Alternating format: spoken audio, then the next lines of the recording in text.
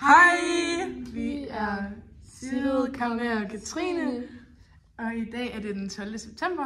Ja. Og vi vil fortælle jer lidt om solcellens kredsløb. Yes, sådan. Let's get into it. Og formålet med vores undersøgelse, det er at teste, hvornår solcellens effekt er størst, afhængigt af solens indfaldsvinkel. Og det leder os til den hypotese, der hedder, at solcellens effekt afhænger af lysets indfaldsvinkel. Så hvad kan en solcelle? En solcelle den kan omdanne fotoner, altså lyspartikler, fra solen til elektrisk energi. Og hvordan virker det så? Solcellen virker ved, at den fanger de her fotoner ind i solcellen, hvor der så løsrives nogle elektroner, som sidder herinde i pladen. Og de elektroner de sendes så videre igennem det her kredsløb og ned, så vi kan udnytte deres energi. Og når vi så udnytter deres energi, så strømmer de videre igennem kredsløbet, så de ender tilbage, og derved kan processen gentages utallige gange. Så overordnet omdanner en solcelle strålingsenergi til elektrisk energi. Ja, så vil vi forklare lidt, hvad effekt er. Effekten i solcellen kan forklares med en ligning, som hedder effekt i lige med energi divideret med tid. Og for at regne solcellens effekt ud, skal man sige volt gange ampere. Effekt er, hvor meget energi, der løber igennem et kredsløb i sekundet, også omtales som watt. Her kommer en opremsning af vores anvendte materialer. Først og fremmest skal man bruge en solcelle og nogle ledninger og nogle krokodillenæb til at koble kredsløbet sammen. Så skal vi bruge et amperemeter til at måle strømstyrken fra solcellen. Så skal vi bruge et dekademodstand for at kredsløbet ikke kortslutter.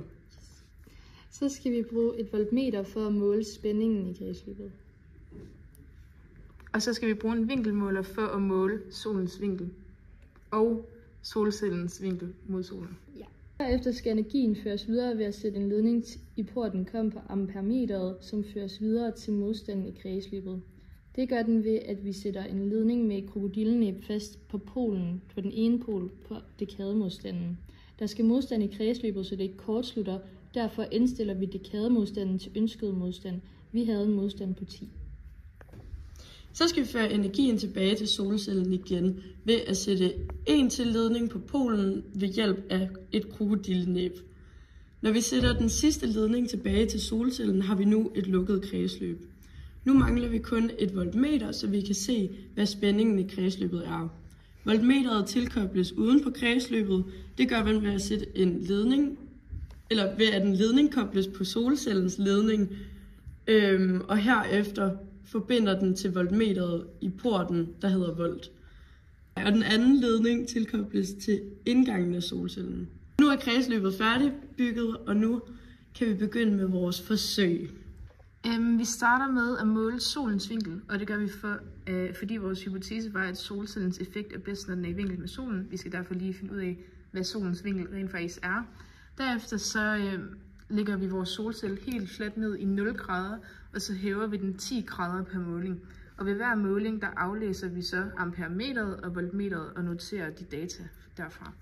Og så under forsøget er den eneste variabel, der må ændres, det solcellens vinkel. Og her har vi altså den rådata, som vi noterede, da vi var ude i felten.